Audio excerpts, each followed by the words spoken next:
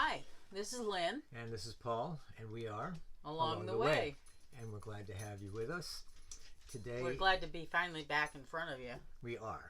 It has been too long. Life's been a little busy. Yes, it has, and we'll probably be a little rusty. That being said, today here, as we're recording this, it's Father's Day. Yes, it is. And so we thought it might be appropriate to discuss how, when you're in a smaller church, how to do Father's Day and other holidays without stressing your people out.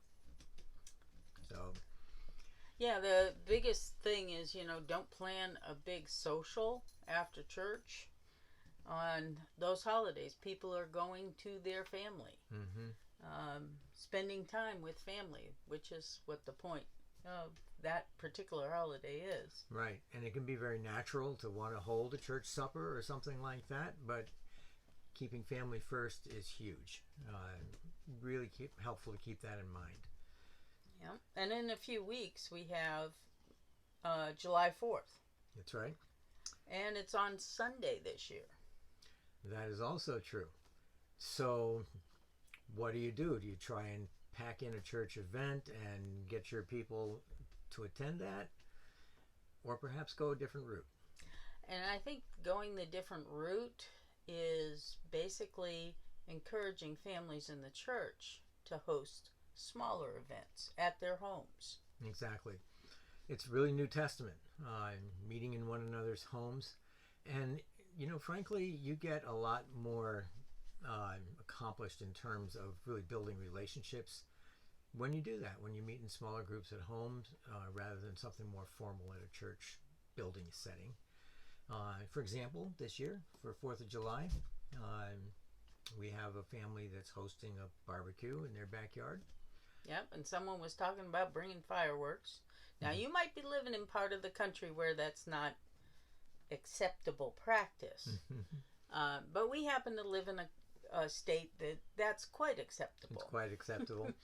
We're also particularly fortunate in this location where the family who's opening up their yard for the barbecue also lives on the lake. Yes. And the fireworks take place over the lake. Yes. So we get a ringside seat without the parking issue. Well, there is a parking. Some. Yeah, not as bad as those who are literally going to the park at the lake. Yes. That's true.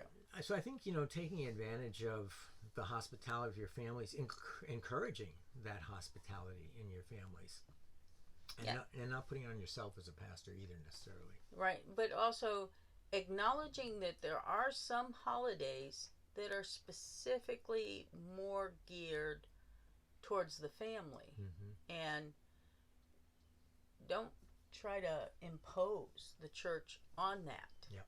Now, you might have a ministry to those who are widows and don't have, like, say, Mother's Day, and they don't have any family close by. And you might bring them a meal or have a family adopt them for a Sunday or something like that. Yeah.